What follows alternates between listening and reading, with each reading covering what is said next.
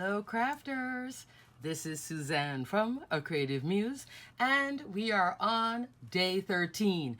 Did you see day 12 with the bird? Love, love, love. Now let's see on the 13th day of Christmas. So let's think of 13 now in a positive way, all right? On the 13th day of Christmas, my true love gave to me. There is number 13.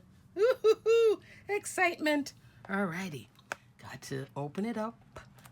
Always just pop that little area first and then carefully.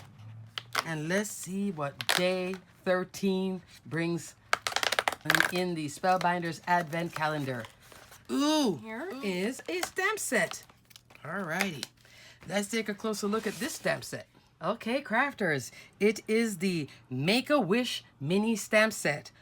Love, look at that font. Make-A-Wish, so adorable. And this can work with some of your Spellbinders labels. Oh yes, great sizing. 2 1/4 by almost 1/2 inch. And it says Make-A-Wish, and then you can also put more in it, like because you're awesome, until further notice, celebrate everything, or Make-A-Wish, spoil yourself, it's on me. Oh, that's great. That's really good for gift cards, right? All right, let's look at my example. Let's get started with this stamp set. Okay, crafters, here is my day 13 make. This is a card with a gift card holder attached, and you can tuck in your gift card. So towards the end of the video, I'll do a quick tutorial on how to use day 5, the candy stripe embossing folder to make that cute little gift card holder. Alrighty, so now I have 2 color gift cards here. You can go this, I had originally that, or I also have this cutie patootie too. So sweet. There is the Make-A-Wish stamped and heat embossed. I used dark blue pigment ink. I'll put the name of the ink here on the screen. It is by VersaClear. VersaClear. I always call it VersaClear. VersaFine Clear. I'm still sick. I'm going to the doctor right after this. In the background, I'm using that beautiful Ski Lodge oversized embossing folder. This is a 2D embossing folder from Spellbinders. 5.5 inch wide, 8.5 inch tall. That's there. Look at all the detail from that embossing folder. Ski Lodge embossing folder. Day 5 embossing folder. And here now, this is a standalone from the Sealed by Spellbinders, the wax seal kit, some of their standalone dies. I did order this one and got it in the mail. So happy I got this. Sealed holiday squiggles. Isn't this adorable? So for this gift card holder, I could have done the bow, a star. In this case, I ended up doing the snowflake, and I love the snowflake. If you want, you could take some of these gems, and that's Spellbinders Silver Mix, and pop it back into all these little spots right here. Depends on who you're giving this to, how much you want to embellish, and go for it. Go for it. But super cute. These are like 4 3/4 inch tall. Adorable. This snowflake is roughly 1 3/8 inch. The bow, 1 1/2. The star, 1 1/4. Okay? Sealed holiday squiggles. And then there's another squiggle one too. Oh, so pretty. I can't remember the name. I'll put the name here. Yana did a video recently using one of the standalone florals from Sealed, plus the squiggles, and using the hot wax.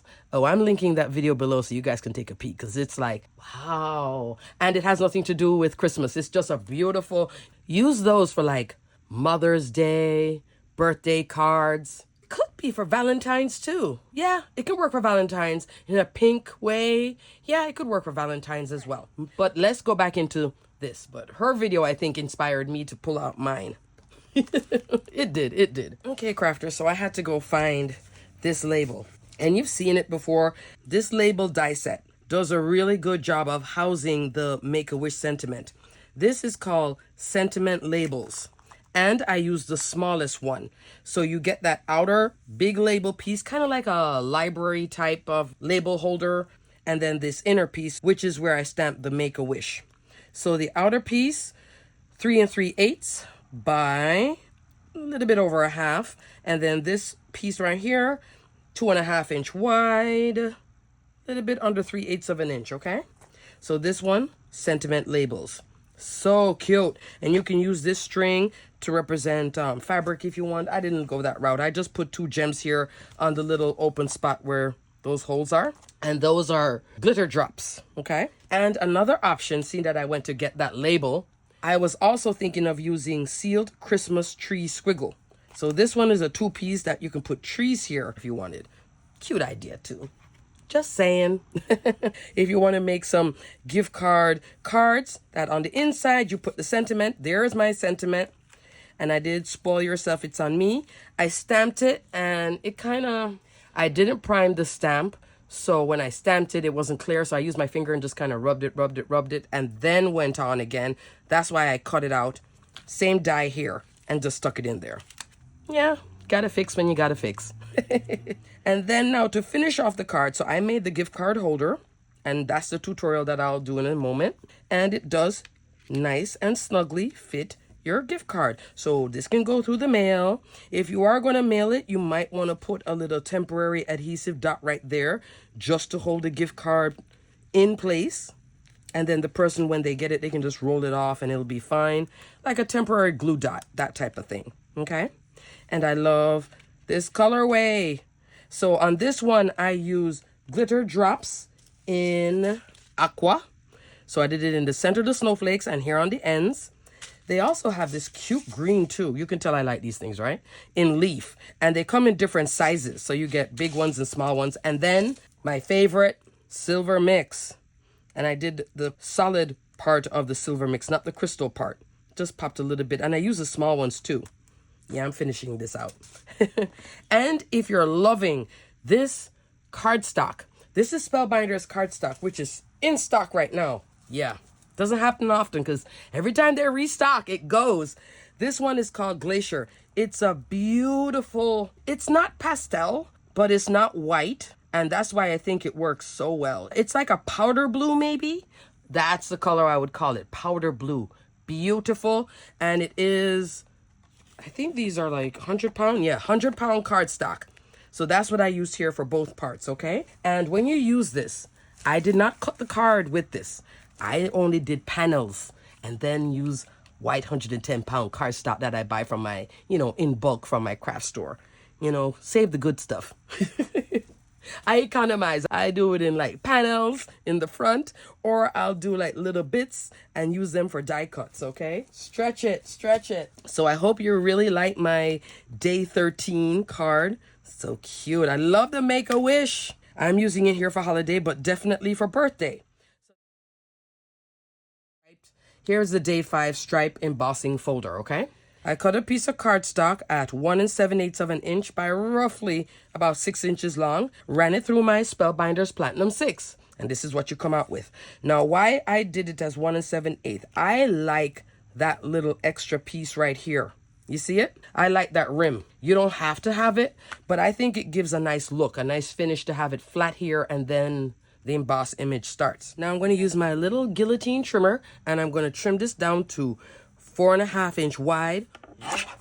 And I'm going to flip it over because I want the whole thing to have, it doesn't have to have it, but I like it to stay within the pattern on both sides. I'm going to take my scoreboard, my mini scoreboard. I do have a big one though. Most of the time I'm using my 12 by 12. And then I'm going to put this here, and what you want to do is score at 1/2 inch on 3 sides. 1/2 inch. I'm going to score at 1/2 inch on the 1 7/8 of an inch side, like so. Then I'm going to turn it. This is now on the 4.5 inch side, 4.5 inch wide, and I'm going to go 1/2 inch, flip it over, and I go again, 1/2 inch, okay? Then you're going to burnish. Take your, you can use your tool, you can use your fingers too, but I like to use a Teflon bone folder. Notice I'm doing it on the reverse side because of the embossing. I don't want to flatten it too much. Okay, there. Don't go into it too heavy. Just lightly burnish. There we go. So this is different cardstock from my stash. Then I'm going to take some double-sided tape. Oh, and I recently bought another pack of this double-sided tape. I just love so much. I'll put a link below in case you're interested. It's really good double-sided tape. So here you can use either 1/4 inch double-sided tape or 3/8 of an inch. I would not go with the 1/8 inch tape, or if you do, double it up and make it a 1/4 inch. Because of the fact that you're holding this. This has a little bit of weight on it, okay? So keep that in mind. Just have it sturdy. You could use wet glue. I prefer tape. That's just my thing from making mini albums. Now, I'm going to taper the corners, okay? Taper. Flip it on this side. You see that little X right there? You want to cut it at a diagonal like so. And again, like so. So then when you fold it in, see how the corners intersect? That's what you're looking for. Cut any overlap, okay? I do have a card base here. So I can turn this one into a birthday card. So here I'm going to do like this, okay? And here I'm using the Loops 2D embossing folder, same oversized embossing folder. Love this, and I particularly love this for birthday cards. I use it for other things too, but this came out during Spellbinders' birthday release back in June. Fabulous, fabulous, fabulous. So I'm going to use it here with the birthday in mind. Before you adhere this, adhere your pattern paper or cardstock to the card base. This is a A2 top folding card base. 4 1/4 inch wide, 11 inch long, scored in the middle at 5 1/2 inch, folded in half, and then burnished right there, creating a nice crease with my Teflon bowl folder. On here, I have double-sided tape because you're adding this with weight. So what you want to do is make sure that things are, you can either use wet glue or double-sided tape. I would not use a tape gun or a tape runner. If you're giving this to somebody, you don't want it falling apart. I always err on it being in place and solid. Okay, so center it on your card base. There we go.